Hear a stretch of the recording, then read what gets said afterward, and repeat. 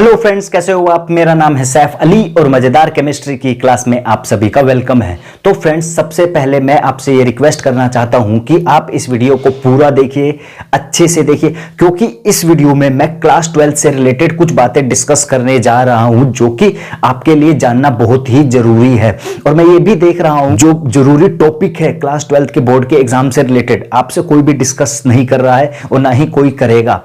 तो टेंशन नहीं लेने का, मैं आ गया हूं उन टॉपिक को डिस्कस कर रहे, तो इसीलिए आप वीडियो को पूरा देखिए, अच्छे से देखिए। चलिए एक एक करके चीजों को डिस्कस करते हैं। तो फ्रेंड्स, सीबीएसई ने, आईसीएसई ने क्लास 10th और क्लास 12th के बोर्ड के एग्जाम कैंसिल कर दिए। कुछ स्टेट्स ने भी क्लास 10th और क्लास 12th के बोर्ड के एग्जाम कैंसिल कर दिए हैं और जिन्होंने नहीं किए वो जल्दी ही कर देंगे।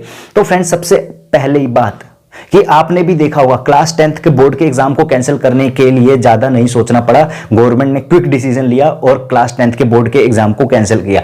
पर दूसरी तरफ क्लास 12th के बोर्ड के एग्जाम को कैंसिल करने के लिए काफी सोचना पड़ा है। गवर्नमेंट ने काफी डिस्कशन किया, काफी मीटिंग्स की और फाइनली 1 तारीख को हमारे honourable prime minister Narendra Modi के द्वारा डिसीजन लिया गया कि भाई बच्चों के हेल्थ से बड़ी कोई भी चीज नहीं है, तो हम नहीं चाहते कि बच्चे बाहर जाएं, इस बीमारी का हिस्सा बने।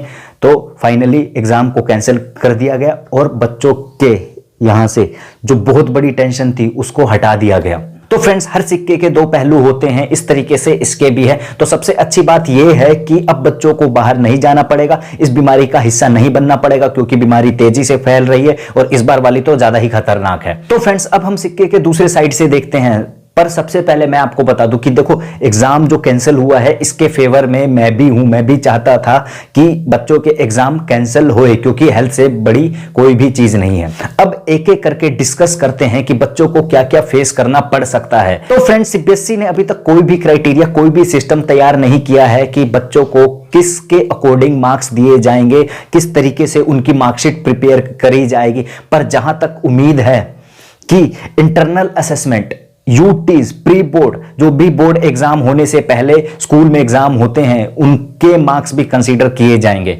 बस अब इसी से बच्चों की लगने वाली है, क्योंकि आपको भी पता है जनवरी और फरवरी तक तो कुछ आइडिया ही नहीं था कि बोर्ड के एग्जाम कैंसिल हो सकते हैं। सब कुछ अच्छे से चल रहा था और आपको भी पता है बहुत सारे बच्चे ऐसे होते हैं, जिनमें से मैं भी एक था, कि जो UTs, pre board, internal assessment, इन सब पर ध्यान नहीं देते। उनको भी पता होता है इनके मार्क्स तो जुड़ने नहीं है, तो हम सीधा अपनी बोर्ड की प्रिपरेशन पे ध्यान देते हैं, हम सीधा बोर्ड के एग्जाम में ही टॉप करेंगे।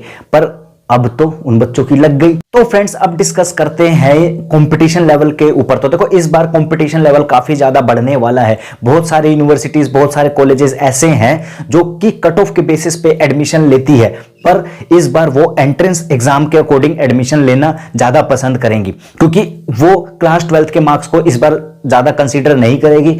वो अपना एंट्रेंस एग्जाम लेगी जिसके अकॉर्डिंग बच्चों को एडमिशन देगी। इसमें दिक्कत क्या है? दिक्कत यह है कि कोई पता है, जब हम क्लास 12th के बोर्ड के एग्जाम के लिए पढ़ते हैं तो हम स्टडी से टच में रहते हैं। तो जैसे ही हमारे बोर्ड के एग्जाम खत्म होते हैं, रिजल्ट आता है, तो हमें सारा याद रहता है, हमें सारा रिवाइज रहता है, जिसका फायदा हमें एंट्रेंस एग्जाम में भी मिलता है। पर बच्चों को इस बार तो 1 महीना यही जानने में लग गया, सारा टाइम वेस्ट हो गया कि एग्जाम होंगे या नहीं होंगे। तो इस तरह की प्रॉब्लम भी बच्चों को फेस करनी पड़ सकती है। नेक्स्ट टॉपिक के बारे में बात करते हैं, जो कि है फॉरेन कंट्रीज में एडमिशन लेने का सपना। तो बहुत बच्चों का सपना होता है कि वो क्लास 12th के बाद अपनी आगे की पढ़ाई फॉरेन कंट्रीज में कंप्लीट करे, पर वहां के कॉलेजेस के भी कुछ अपने रूल होते हैं, कुछ अपना क्राइटेरिया होता है एडमिशन देने का। तो जिन बच्चों का सपना है फॉरेन कंट्रीज में जाके पढ़ने का, और अगर वो अपने इस रिजल्ट से सेटिस्फाई नहीं हुए, तो सीबीएसई उनको दूसरा ऑप्शन तो देगी एग्जाम करने का, कि आप एग्जाम दो और अपने मार्क्स को इंप्रूव करो। तो इन सब चीजों में टाइम लगेगा, क्योंकि पता नहीं सिचुएशन कब नॉर्मल होगी। पर वहां की कंट्रीज हमारे लिए वेट नहीं करेगी कि हाँ जैसी सिचुएशन नॉर्मल होगी तुम अपने मार्क्स इंप्रूव कर आओ और अब मैं तुम्हें एडमिशन दे दूंगा। तो ऐसा नहीं हो सकता। तो इस तरह की प्रॉब्लम भी फेस करनी पड़ सकती है। फ्रेंड्स, ये कुछ बातें थी जो मुझे आपके साथ डिस्कस करनी थी। तो आप मुझे कमेंट करके बताओ कि आप किस पॉइंट से सेटिस्फाई हो, किस पॉइंट से नहीं हो, और वीडियो को ज्यादा से ज्यादा अपने दोस्तों के साथ शेयर करो।